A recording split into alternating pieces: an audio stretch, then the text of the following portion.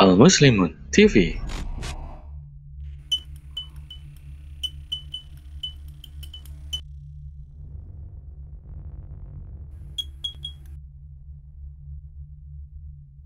Assalamualaikum warahmatullahi wabarakatuh. Bismillah, alhamdulillah, wassalatu wassalamu ala rasulillah wa ala alihi wa sahbihi wa mawalah, amma ba'du. Rabbi shrah li sadri wa yassir li amri wahlul 'uqdatam min lisani yafqahu qawli, ya fattahu ya alim. A'udzu billahi samii'il 'alim minasyaitonir rajim. Rabbi a'udzu bika min hamazatis syayatin wa a'udzu bika rabbi ay yahdurun. Bismillahirrahmanirrahim. Qul a'udzu birabbin nas, malikin nas, ilahin nas, min syarril waswasil khannas alladzi yuwaswisu fi sudurin nas minal jinnati wan nas. Bismillahirrahmanirrahim. Innallaha wa malaikatahu yusholluna 'alan nabi ya ayyuhalladzina amanu shollu 'alaihi wa sallimu taslima. Shollu 'ala rasulina Muhammad. Allahumma sholli 'ala sayyidina Muhammad wa 'ala ali sayyidina Muhammad. Shollu 'ala syafi'i dzunubina Muhammad. Allahumma sholli 'ala sayyidina Muhammad wa 'ala ali sayyidina Muhammad. Shollu 'ala tabibi qulubina Muhammad. Allahumma sholli 'ala sayyidina Muhammad wa 'ala ali sayyidina Muhammad. A'udzu billahi minasyaitonir rajim. Bismillahirrahmanirrahim. Alhamdulillahirabbil alamin arrahmanir rahim maliki yaumiddin. Iyyaka na'budu wa iyyaka nasta'in. Ihdinas siratal mustaqim, siratal ladzina an'amta 'alaihim ghairil maghdubi 'alaihim waladdallin. Bismillahirrahmanirrahim. Masalul ladzina yunfiquna amwalahum fi sabilillahi kamasali jahabbatin ambatat sab'a sanabila fi kulli sumbulatin mi'atu habbah wallahu yudha'ifu liman yasha wallahu wasi'un alim. Alladzina yunfiquna amwalahum fi sabilillahi summa la yutbi'una ma anfaqu mannaw wala adhan lahum ajruhum 'inda rabbihim wala khaufun 'alaihim wala hum yahzanun. Shadaqallahul 'azim. Para jamaah, bapak-bapak, ibu-ibu, adik-adik, ada nggak adik-adik? Ada ya. Jamaah salat subuh Masjid Al Muslimun yang dirahmati Allah Subhanahu wa taala.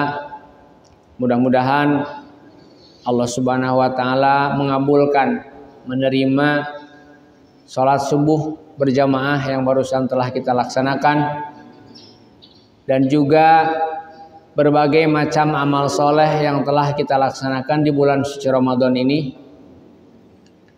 Kegiatan i'tikaf qiyamul lail di 10 hari terakhir, di mana kita dihadapkan untuk mencari, menemukan keberkahan ataupun doa mustajab di malam Lailatul Qadar, yang merupakan salah satu waktu yang dirahasiakan oleh Allah Subhanahu wa taala di antara rahasia-rahasia Allah Subhanahu wa taala yang lain. Perlu kita ketahui bahwa ada beberapa fenomena, kejadian ataupun takdir yang Allah Subhanahu wa taala sengaja rahasiakan dari hambanya. Salah satunya malam Lailatul Qadar ini sengaja Allah Subhanahu wa taala rahasiakan. Tidak jelas, tidak pasti Allah Subhanahu wa taala menyebutkan kapan akan jatuhnya malam Lailatul Qadar. Tentunya di balik rahasia ini ada hikmah besar, di mana para ulama yang telah hidup di zaman dahulu kala dengan pengalaman-pengalaman beliau, ya, malam Lailatul Qadar ini jatuh atau bisa kita temukan di 10 hari terakhir di bulan suci Ramadan. Jadi di antara 12 bulan 365 hari, ya. Ini sudah semakin mengkerucut, rahasia ini sudah semakin mudah untuk kita temukan. Sehingga tidak perlu kita capek, repot, ya, kurang tidur gara-gara ingin mencari keistimewaan malam Lailatul Qadar ini. Karena sudah disebutkan oleh para ulama bahwa malam Lailatul Qadar ini akan jatuh di 10 hari terakhir dari bulan suci Ramadan ini. Kemudian diperkecil lagi, 10 hari terakhir pun kemungkinan besarnya adalah di malam-malam ganjil. Dari mulai 21, 23, 25, 27, 29. Maka semakin mudah lagi untuk kita mendapatkan keistimewaan dari malam Lailatul Qadar ini. Tentunya hikmah dibalik dirahasiakannya malam ini, Allah Subhanahu wa taala ingin mencari di antara hambanya mana yang benar-benar sungguh-sungguh ingin mendapatkan keistimewaan malam ini. Karena seperti yang kita ketahui, malam Lailatul Qadar ini, pahala ibadah yang dilakukan pada malam hari ini khairun min alfi syahrin, lebih baik daripada 1000 bulan. Kalau dijumlahkan kurang lebih 83 tahun. Jadi dengan ibadah malam Lailatul Qadar ini, kita umat Nabi Muhammad SAW, umat Nabi akhir zaman yang rata-rata umurnya pendek, bisa melebihi, ya, pahala amal soleh yang dilakukan oleh umat-umat Nabi terdahulu. Salah satunya dengan bisa menemukan keistimewaan malam Lailatul Qadar ini. Bayangkan kalau selama hidup kita bisa menemukan malam Lailatul Qadar ini 10 tahun aja. Selama kita hidup di alam dunia 10 tahun, baik itu mau berturut-turut atau enggak, kita bisa mendapatkan keistimewaan malam Lailatul Qadar. Maka sama dengan berapa? Sama dengan 830 tahun kita ibadah mendapatkan pahala sebanyak itu. Oleh karena itu, bahkan salah satu ulama besar yang memiliki metode tersendiri untuk menemukan malam Lailatul Qadar itu Imam Sya'rani rahimahullah Hazrat dari. Beliau menemukan metode menentukan malam Lailatul Qadar ini adalah dengan melihat hari dimulainya bulan suci Ramadan. Nah, tahun ini alhamdulillah bulan suci Ramadan dimulai hari Kamis kebanyakan, ya. Maka menurut penelitian beliau, bahkan bukan hanya penelitian beliau, pengalaman beliau, lebih dari 30 tahun Imam Sya'rani Hazrat dari ini menemukan keistimewaan malam Lailatul Qadar ini dengan menghitung dimulainya bulan suci Ramadan. Tahun ini bulan suci Ramadan dimulai di hari Kamis, maka menurut riset, penelitian dan pengalaman Imam Sya'rani Hazrat dari, malam Lailatul Qadar pada tahun ini akan jatuh pada malam ke-25. Yaitu kapan, Pak? Malam ini. Maka dengan berhusnuzon, karena masih rahasia, meskipun Imam Sya'rani sudah melakukan penelitian seperti itu, wallahu alam, tetap tidak ada yang tahu. Hari ini ada yang dikasih tahu nggak? Dibisikin malaikat, ada dapat ilham malam ini benar-benar Lailatul Qadar sehingga ibadahmu berkali lipat pahalanya. Jarang, bahkan mungkin sampai nggak ada. Tetapi kita tetap menggunakan husnuzon kita, ya, prasangka baik kita terhadap Allah Subhanahu wa taala. Kita yakin ibadah yang kita lakukan malam ini ibadah yang dilakukan di malam Lailatul Qadar, sehingga pahalanya sama dengan ibadah atau bahkan lebih baik daripada 1000 bulan. Tetapi bukan berarti wah udah nih berarti beres, nanti tanggal 29 nggak usah nunggu lagi Lailatul Qadar. Belum tentu.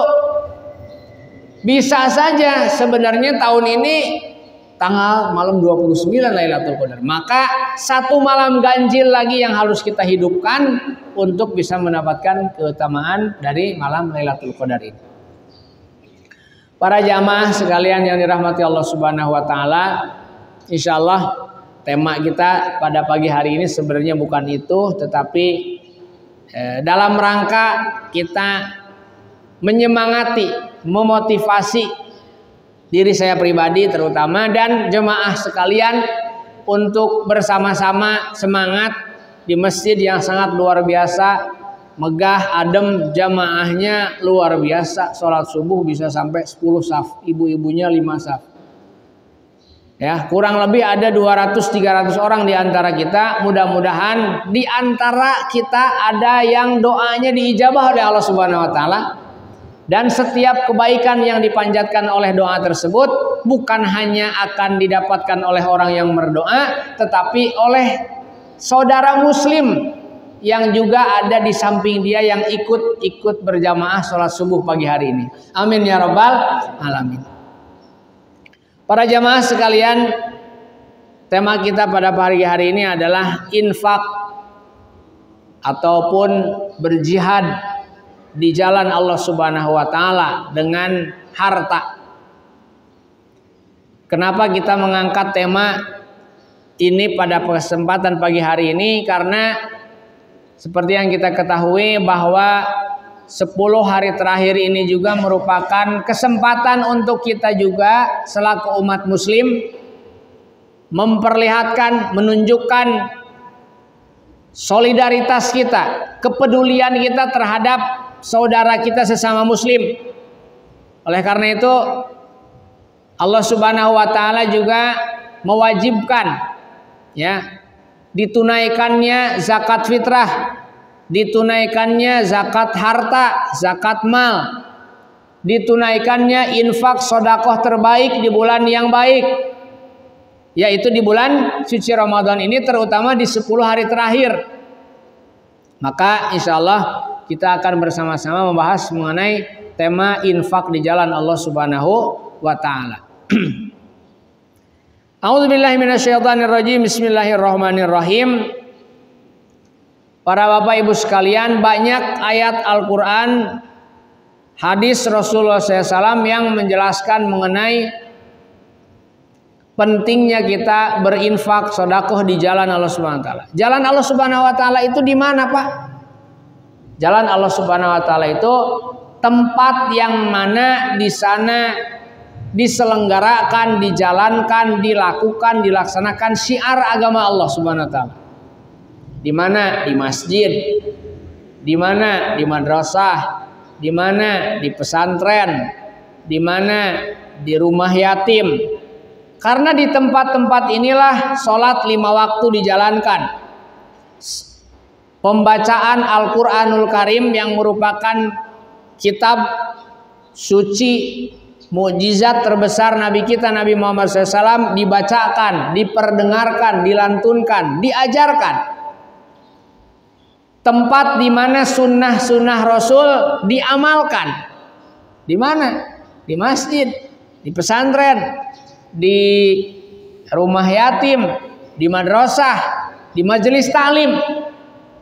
Maka tempat-tempat ini bisa dikategorikan sebagai jalan Allah Subhanahu wa taala, tempat di mana syiar, ya, syiar itu apa artinya? Kegiatan, kalau bahasa Indonesianya, kegiatan agama Allah Subhanahu wa taala dijalankan. Maka infak terbaik adalah infak sedekah zakat yang ditunaikan di tempat-tempat ini. Jadi meskipun tidak menutup bukan berarti infak di selain jalan Allah seperti di masjid, seperti di madrasah, di pesantren tidak baik, tidak ada pahalanya, tidak seperti itu. Tetap ada pahalanya pasti. Kita sedekah untuk perbaikan jalan, nah, kan meskipun tidak langsung itu merupakan jalan Allah Subhanahu wa taala, dakwah Allah Subhanahu wa taala, tapi itu adalah kepentingan umum, ya kan? Tempat di mana kebanyakan saudara muslim kita lewat di sana, maka infak sedekah yang kita berikan untuk perbaikan jalan pun itu adalah infak yang sangat baik, luar biasa. ya kan? Ataupun ada kegiatan penggalangan dana infak untuk perbaikan sarana RT RW setempat misalkan. Meskipun di sana tidak dilaksanakan sholat 5 waktu, tidak dibacakan Al-Quran seperti di masjid, maka tetapi itu juga merupakan tempat yang digunakan oleh saudara-saudara atau pemerintahan kita. Maka infak yang diberikan ke sana pun tetap ada pahalanya. Tetapi tentunya beda infak sodakoh yang ditunaikan di tempat yang memang langsung berjalan terus syiar agama Allah Subhanahu wa taala dibandingkan dengan infak sedekah yang kita berikan ke tempat-tempat umum lainnya. Oleh karena itu ya Pak, Bu, di 10 hari terakhir ini kita perlu lebih meningkatkan lagi. Jadi saya tidak tidak mengatakan yang sudah infak di awal Ramadan bukan berarti sudah cukup. Kita manfaatkan, apalagi yang baru cair THR-nya, yang baru turun bingkisan lebarannya misalkan. Itu jangan cuma kita kerewek untuk diri sendiri, harus ada yang kita sedekahkan juga, infakkan juga untuk orang lain, untuk tempat di mana syiar agama Allah Subhanahu wa taala dijalankan. Banyak sekali ayat Al-Qur'an yang menjelaskan mengenai keutamaan infak di jalan Allah Subhanahu wa taala.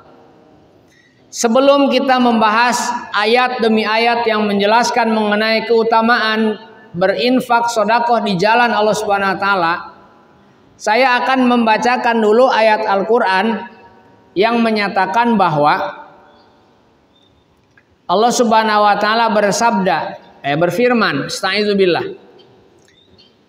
Perlu kita ketahui Pak, Bu, orang non muslim aja, selain kita nih orang muslim, mereka pun berinfak loh.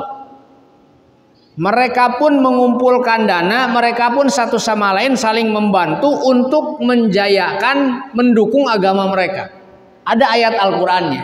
Apa kata Allah SWT? Saya bahas ayat yang menjelaskan terlebih dahulu bahwasanya orang non muslim pun mereka berinfak untuk menjayakan agama mereka dan untuk menghalangi dakwah jalan Allah Subhanahu wa taala. Allah Subhanahu wa taala berfirman, astagfirullah, innalladzina kafaru yunfiquna amwalahum. Ini ayat Al-Qur'an. Apa kata Allah Subhanahu wa taala? Sesungguhnya orang-orang kafir pun, Pak, Bu, itu yunfiquna amwalahum. Mereka pun berinfak loh. Mereka pun berdonasi. Ya kan? Untuk apa tapi? Liyasuddu an sabilillah. Tujuan mereka berinfak, berdonasi adalah untuk menghalang-halangi jalan dakwah Allah Subhanahu wa taala, jalan agama Allah Subhanahu wa taala, agama Islam. Jadi mereka donasi, mereka patungan, bagaimana caranya agama mereka kuat sedangkan Islam menjadi lemah. Dan ini menjadi realita. Kita lihat hari ini di antara miliaran manusia yang hidup di alam dunia ini, berapa persen yang menjadi penganut agama Islam? Ya kan? Di antara yang menganut agama Islam, berapa persen yang taat patuh menjalankan keislamannya? Sholat 5 waktu lah yang paling enteng. Puasa Ramadan yang tamat, berapa persen orang Islam sekarang? Kebanyakan, apalagi 10 hari terakhir yang ramai bukan masjid tapi pasar, terminal misalnya. Jangankan puasanya, sholat 5 waktunya aja kadang-kadang udah pada kelewat. Nah, ini realita. Kalau kita lihat apa yang sebenarnya terjadi dengan keadaan hari ini, itu adalah bukti bahwa orang-orang non-muslim, orang-orang kafir itu berusaha supaya bagaimana caranya manusia itu tidak masuk ke dalam agama Islam, tidak masuk ke dalam dakwah jalan Allah Subhanahu wa taala. Bagaimana caranya? Yaitu mereka memiliki dana yang besar supaya bisa menghalangi umat Islam, anak-anak keturunan umat Islam jauh dari agama Allah Subhanahu wa taala. Makanya kita lihat hari ini dengan berbagai macam cara orang-orang kafir itu menghalang-halangi, menjauhkan umat Islam dari agama Allah Subhanahu wa taala. Karena ini sudah menjadi sunnatullah, Allah Subhanahu wa taala sudah menjelaskan. Awas nih kalian orang muslim, harus hati-hati kata Allah Subhanahu wa taala. Orang-orang kafir mereka itu menginfakkan, mendonasikan harta mereka untuk supaya orang muslim jauh dari agama Allah Subhanahu wa taala.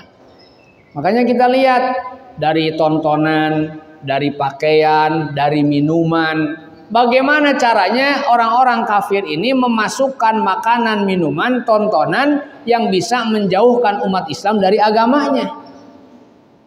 Jadi ayat Al-Quran itu tidak akan pernah melenceng, tidak akan pernah tidak sesuai dengan kenyataannya. Dan ini bukan hanya hari ini saja. Dari zaman Rasulullah SAW pun ketika ayat ini diturunkan kenyataannya seperti itu. Orang-orang kafir itu satu sama lain mendonasikan harta mereka untuk apa? Supaya umat Islam jauh dari agama Allah SWT, supaya orang-orang kafir tidak sampai jatuh juga masuk ke dalam agama Islam. Nah, berangkat dari sini apa yang perlu kita garis bawahi, Pak? Kalau orang kafir saja berinfak, berdonasi untuk kejayaan, kekuatan agama mereka dan supaya umat Islam jauh dari agamanya, masa kita umat Islam tidak akan berinfak di jalan Allah SWT untuk menguatkan agama kita?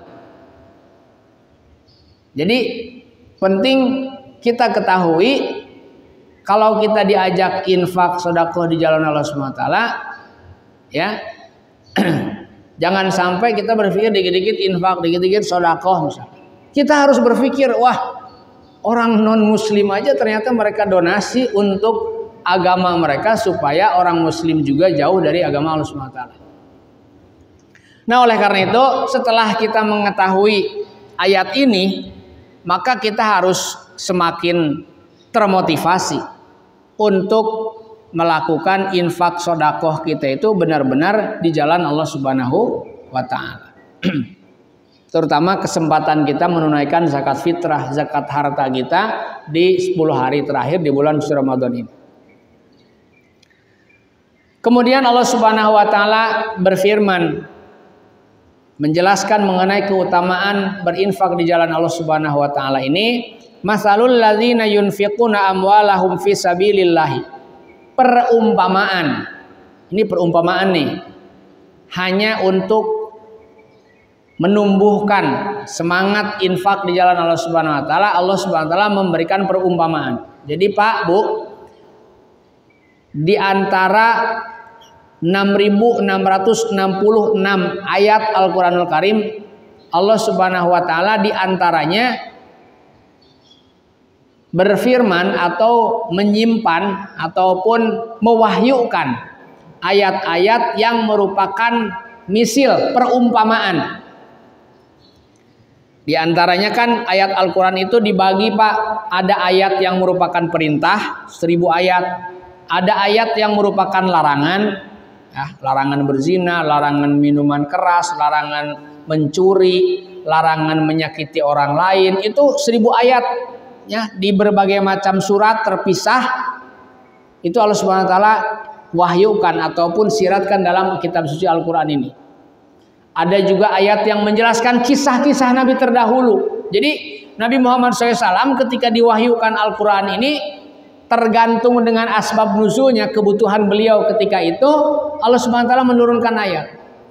Ketika Allah Subhanahu wa taala ingin menurunkan perintah wajibnya sholat, wajibnya zakat, maka Allah Subhanahu wa taala menurunkan ayat perintah tersebut. Ketika Allah Subhanahu wa taala ingin menyampaikan larangan berzina, maka Allah Subhanahu wa taala menurunkan ayat larangan berzina kepada Nabi Muhammad SAW. Dan sama halnya ketika Allah Subhanahu wa taala ingin menyampaikan perumpamaan, ya, perumpamaan apa misalkan, maka Allah Subhanahu wa taala menurunkan ayat yang sifatnya itu ataupun bentuknya itu perumpamaan. Salah satunya ini, Allah Subhanahu wa taala menumpamakan infak yang diberikan di jalan Allah Subhanahu wa taala itu kamasali habbatin, seperti hanya satu benih padi, benih jagung, benih gandum misalkan. Jadi satu sodakoh diibaratkan satu benih, gitu perumpamaannya. Di mana ambatat sab'a sanabila, satu benih ini akan mengeluarkan 7 dahan. Kita tanam nih benih padi satu, kita tanam, kita infakkan 1.000 rupiah misalkan, atau 1 perak lah. Ini perumpamaan kan? Perumpamaan infak di jalan Allah SWT, kita masukin 1 perak ke kotak amal masjid. Maka kata Allah Subhanahu wa taala, 1 perak yang kita masukkan ke kotak amal masjid ini diibaratkan, diumpamakan seperti benih padi yang kita masukin ke tanah.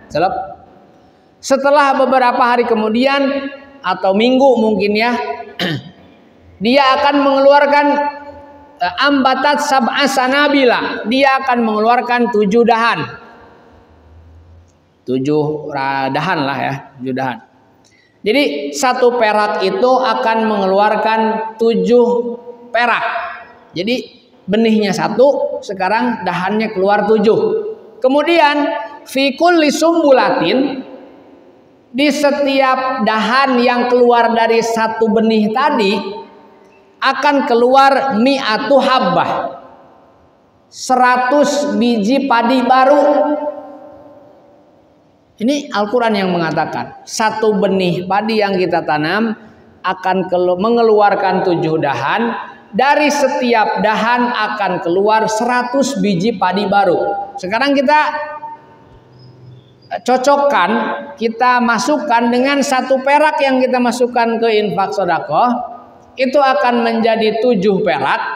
Dari setiap 1 perak itu dikali 100 perak, atau ibaratnya 1.000 dikali 7, 7.000. Setiap 1.000-nya kali lagi 100, 700.000 misalkan, 100.000. Maka dari 1.000 itu berbanding sama dengan 700 berapa? 700.000. Ini perumpamaan yang diberikan oleh Allah Subhanahu wa taala. Jadi ya, secara nominal duniawi mungkin nggak mungkin yang kita masukin 1.000 tiba-tiba pas masuk ke dalam kotak amal jadi 700.000, ya kan? Itu sesuatu yang mungkin jarang, bisa aja tidak pernah terjadi, meskipun untuk Allah Subhanahu wa taala mungkin saja. Tetapi dalam matematika kalkulator Allah Subhanahu wa taala, pahala yang diberikan dari 1.000 rupiah yang kita masukkan ke kotak amal di jalan Allah Subhanahu wa taala, maka pahalanya sama dengan kita berinfak 700.000 rupiah. Perumpamaannya apa tadi? 1 benih padi yang kita tanam akan mengeluarkan 7 dahan. Dari setiap dahan akan keluar 100 biji padi baru. Ini hitungan Allah Subhanahu wa taala yang sifatnya masih masuk akal. Jadi masih bisa sesuai dengan kalkulator alam dunia. Belum selesai. Allah Subhanahu wa taala melanjutkan di ayat ini, wallahu yudhaifu liman yasha. Bahkan kalau mau Allah Subhanahu wa taala, untuk mereka yang benar-benar infak sedekahnya ikhlas, tanpa ada rasa ria ingin dilihat orang lain, tanpa ada rasa ingin didengar oleh orang lain, sum'ah namanya, atau tanpa ada perlakuan manan wala azan. Ini istilah dalam infak sedekah itu, jangan sampai Pak Bu ketika kita ngasih ke orang lain itu seperti hanya menyepelekan, mengecilkan orang lain. Contoh kumaha, gini contohnya. Kita ngasih ke orang 50.000, tapi bahasanya gini, kasihan banget sih hidup lo, yaudah nih gua kasih 50.000. Ini sebenarnya infak, ini sebenarnya sedekah, bukti solidaritas kita. Tetapi di balik itu ada yang namanya menyakiti, ya kan? mengecilkan, mengucilkan. Nah ini sodakoh yang sebenarnya ada pahalanya, tetapi sayang sekali terkotori oleh menyakiti perasaan orang yang kita kasihi. Jadi jangan sampai seperti itu.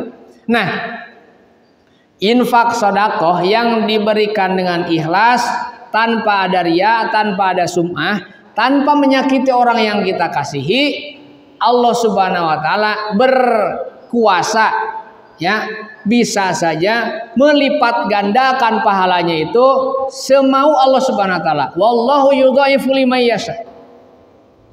Kalau Allah mau, dari 1.000 rupiah yang kita masukkan ke kotak amal itu, yang kita transferkan ke rekening masjid pesantren itu, bisa saja Allah SWT lipat gandakan berkali-kali lipat lagi.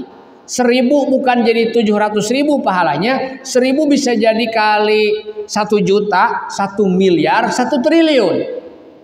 Bahkan bi ghairi hisab, tanpa hitungan yang tidak kita ketahui sama sekali. Wallahu wasi'un alim, dan Allah Subhanahu wa taala adalah zat yang maha luas dan juga maha mengetahui. Ini satu ayat yang menjelaskan bahwa dalam infak sedekah itu mungkin secara materi harta kita berkurang, tetapi pahala yang kita dapatkan berkali lipat daripada nominal yang kita keluarkan. Di balik itu juga, itu urusan pahala, itu urusan akhirat. Tetapi di balik itu juga keberkahan dari infak sedekah yang kita keluarkan, Allah Subhanahu wa taala akan menggantinya kembali, ya, dengan yang berlipat ganda juga, tetapi selama kita hidup di alam dunia. Kalau tadi pahala urusan akhirat, nggak bisa kita lihat, yang nyatet cuma malaikat. Tetapi Allah Subhanahu wa taala juga akan memberikan ganti dari harta yang kita keluarkan di jalan Allah Subhanahu wa taala itu dengan yang berlipat ganda juga, ya, tanpa sepengetahuan kita. Tetapi hati-hati ketika kita infak sedekah pun, jangan sampai wah ini biar harta saya bertambah berkali lipat. Oh, itu mengganggu juga keikhlasan kita, ya. Jemaah sekalian yang dirahmati Allah Subhanahu wa taala.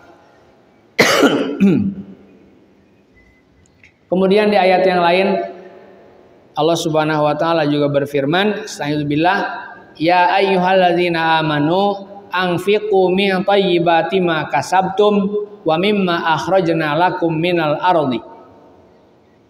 Wahai kalian orang-orang yang beriman, kata Allah Subhanahu wa taala, ketika kalian berniat ingin berinfak bersedekah di jalan Allah Subhanahu wa taala, maka anfiqu min thayyibati ma kasabtum. Keluarkanlah yang baik-baik di antara harta yang kamu dapatkan. Jadi ya, apa maksudnya Allah Subhanahu wa taala? Harta yang kita infakkan di jalan Allah Subhanahu wa taala ini harus yang baik. Baik dari segi apa? Satu, kita mendapatkan harta tersebut dengan cara yang baik, dengan usaha yang halal. Jadi jangan sampai kita infak dari usaha hasil, mohon maaf, non halal misalkan. Ini perintah Allah Subhanahu wa taala. Yang kedua, baik dari segi fisiknya. Jadi sebisa mungkin yang diinfakkan itu yang bagusnya. Jangan yang udah lepet, udah mau robek misalkan. Jadi keluarkan yang sebaik mungkin, supaya Allah Subhanahu wa taala juga membalasnya dengan balasan yang baik, menggantinya dengan yang lebih baik juga. Wa mimma akhrajna lakum minal ardi. Nah, dan bukan hanya dari usaha, dari penghasilan, ataupun dari profesi yang kita kerjakan, kata Allah Subhanahu wa taala di ayat ini, apa yang kalian tanam di alam dunia ini, di muka bumi ini, di tanahku ini, kata Allah Subhanahu wa taala.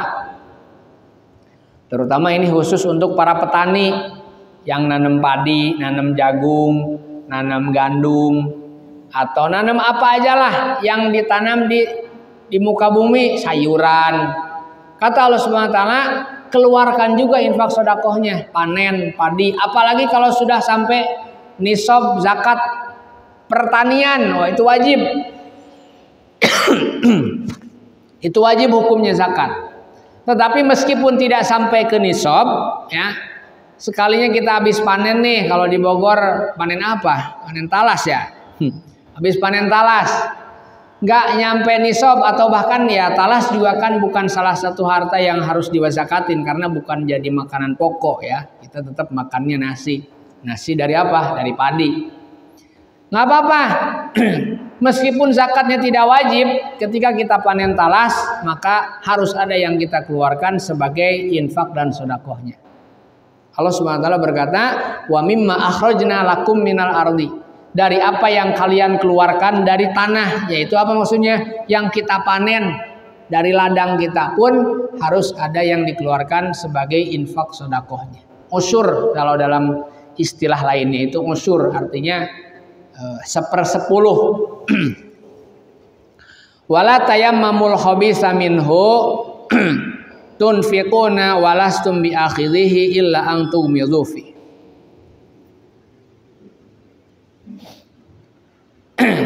Para jemaah sekalian yang dirahmati Allah Subhanahu wa taala. Dalam ayat lain Allah Subhanahu wa taala juga menjelaskan bahwa astagfirullah, asyaitanu ya'idukumul faqra wa ya'murukum bil fahsya'i wallahu ya'idukum maghfiratan minhu wa fadla. Di sini Allah Subhanahu wa taala ingin menguatkan hati perasaan seseorang yang lagi galau pas mau ngeluarin infak sedekah. Kadang-kadang kita galau kan kalau mau sedekah 1.000 apa yang 2.000, yang 10.000 apa yang 50.000, apa yang 1 juta apa 2 juta nih, itu galau. Kenapa kita galau? Karena kita dibisikin setan, Pak. Ini manusiawi, maksudnya manusiawi normal. Manusia diciptakan oleh Subhanahu wa taala bukan hanya memiliki hati nurani yang selalu mengajak kebaikan, tetapi dia juga diciptakan dengan hawa nafsu yang selalu mengajak kepada keburukan. Selain hawa nafsu yang ada di dalam diri kita nih, naluri jelek manusia, kita juga ada musuh yang sangat luar biasa, nggak ada capeknya. Dia mengganggu kita selaku umat manusia ini seperti aliran darah yang ada dalam tubuh kita yang namanya setan. Apalagi ketika kita mau infak sedekah nih lewat kotak amal Jumat, di saku ada 1.000, 2.000, 10.000, 50.000. Wah, yang mana nih yang 1.000? Nyarinya yang 1.000. Nah, kebanyakan gitu penyakitnya. Ini gangguan setan. Allah Subhanahu wa taala sudah memberitahu kepada kita. Kata Allah Subhanahu wa taala, asyaitanu ya'idukumul faqra. Nih, wahai kalian hambaku, kata Allah Subhanahu wa taala, setan akan selalu menjanjikan ataupun membuat kalian menjadi fakir, membuat kalian menjadi miskin. Apa maksudnya? Ketika kita nyodakohin yang cuma 1.000, maka mungkin sebenarnya pahalanya pasti tetap ada. Tetapi dibandingin ketika kita sedekah 50.000, pahalanya sama nggak? Beda. Artinya apa? Ketika kita sedekah 1.000 dapat pahala 700 kalau tadi kita umpamakan. Kalau kita sedekah 1 juta itu pahalanya sama dengan 7 juta. Maka dari segi pahala kita menjadi kurang nggak? Fakir nggak? Kurang, fakir. Sekarang kita buktikan dengan kehidupan duniawi.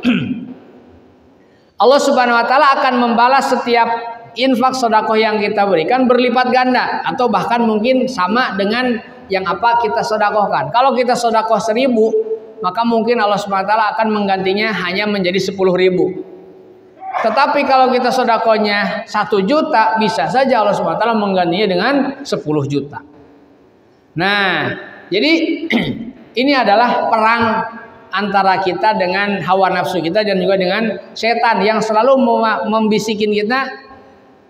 Ya kalau misalkan pertama setan akan ganggu kita tuh, ya udah nggak usah sedekah Jumat ini mah, nanti Jumat depan aja.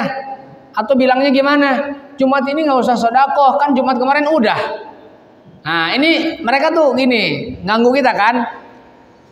Tapi kita menang nih. Akhirnya, jangan gitu, Jumat ini kita harus sedekah juga. Akhirnya udahlah kita ngasih.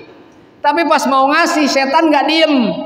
Jumat kemarin lo ngasih 50.000, sekarang mau udah 1.000 aja atau 10.000. Misalkan, itu perang lagi kita sama setan. Dia nggak akan berhenti. Terus setelah kita berhasil ngelawan setan lagi nih dari gangguan yang kedua, udahlah, Jumat ini sedekah juga lah. Terus kita berhasil sedekah 50.000 lagi sama kayak minggu Jumat kemarin, atau bahkan jadi 100.000 lebih gede dari Jumat kemarin. Wah, setan kalah lagi. Tapi selesai nggak setan mengganggu manusia? Enggak. Dia bilang, wah hebat ente, Jumat ini sedekah 100.000. Wah ente harus bangga nih. Ini orang harus tahu nih.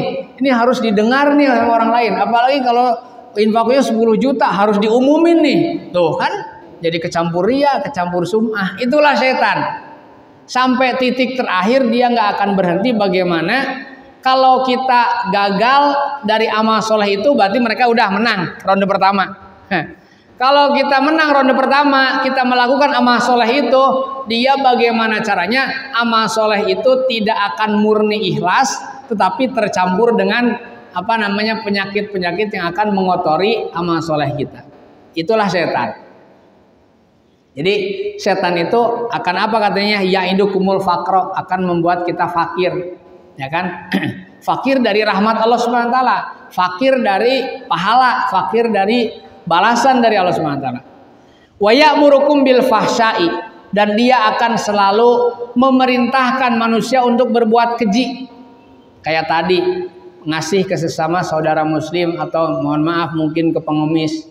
Tapi caranya dengan yang tidak baik, dilempar, atau bahkan sambil mengatakan perkataan-perkataan yang tidak layak. Itu setan. Meskipun dibalik sebuah amal baik gitu. Tetapi sebaliknya, Allah Subhanahu wa taala ingin membandingkan nih. Kalau setan kayak gitu sifatnya, kata Allah Subhanahu wa taala, wallahu ya'idukum maghfiratan minhu wa fadla. Sementara aku, kata Allah Subhanahu wa taala nih, aku akan selalu menjanjikan ampunan kepada kalian. Aku akan selalu menjanjikan keutamaan, keistimewaan untuk kalian. Makanya Allah Subhanahu wa taala itu di banyak ayat Al-Qur'an ketika memerintahkan umatnya melaksanakan sholat, maka Allah Subhanahu wa taala menjanjikan untuk orang yang menjalankan sholat keistimewaan. Lalu Allah Subhanahu wa taala memerintahkan hambanya menunaikan zakat, maka Allah Subhanahu wa taala menjanjikan orang yang menunaikan infak sedekah keistimewaannya ini. Pahalanya ini. Itulah Allah Subhanahu wa taala. Ketika Allah Subhanahu wa taala menganjurkan hambanya berpuasa, maka Allah Subhanahu wa taala menjanjikan ampunan untuk orang yang berpuasa. Allah Subhanahu wa taala menjanjikan keistimewaan untuk orang yang menjalankan ibadah puasa. Di sini Allah Subhanahu wa taala ingin menyampaikan, kalian harus tahu, setan itu kerjaannya gini. Hasil dari kita ngikutin ajakan setan, kita akan jadi rugi, fakir. Sementara aku, kata Allah Subhanahu wa taala, aku ini akan selalu menjanjikan kebaikan untuk kalian. Apapun perintah yang aku berikan kepada kalian, maka di balik itu akan ada kebaikan.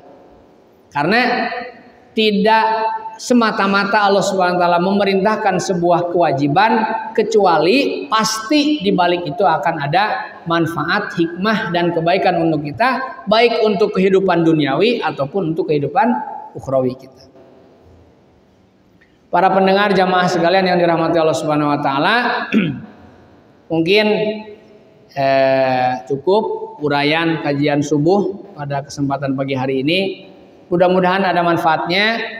Apa yang telah kita infakkan, mudah-mudahan kita bisa mengikhlaskannya sehingga amal soleh kita tidak cacat dan bisa diterima, dikabulkan oleh Allah Subhanahu wa taala, dan Allah Subhanahu wa taala bisa menggantinya dengan yang berlipat ganda. Amin ya rabbal alamin. Yang belum, masih ada waktu dan kesempatan 2 hari lagi. Berapa hari lagi Ramadan? Puasanya 4 hari lagi ya. Ya, sebelum Ramadan ini pergi meninggalkan kita di tahun ini, tahun depan belum tentu kita ketemu lagi sama bulan suci Ramadan. Mari, mangga, ayo silahkan ya, harta yang masih ada atau misalkan yang mungkin belum kita keluarkan infak sedekahnya untuk mensucikan harta kita, untuk menyelamatkan diri kita, menyelamatkan keluarga kita, menyelamatkan usaha, pekerjaan, profesi yang kita jalankan adalah dengan infak sedekah, zakat di jalan Allah Subhanahu wa taala.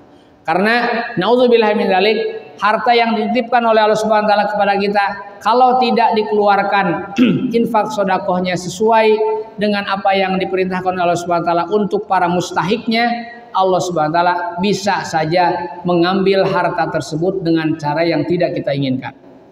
Ya kan? Usaha bisa dikasih bangkrut dulu, kesehatan bisa diambil dulu, keluarga bisa kacau dulu. Nauzubillahi min dzalik. Sebelum Allah Subhanahu wa taala menegur kita dengan cara yang seperti itu, mudah-mudahan Allah Subhanahu wa taala memberikan keberkahan kepada kita di bulan suci Ramadan ini. Terima kasih atas perhatiannya, mohon maaf atas kekurangannya. Adanallahu wa iyyakum ajmain wal afu minkum. Wassalamualaikum warahmatullahi wabarakatuh.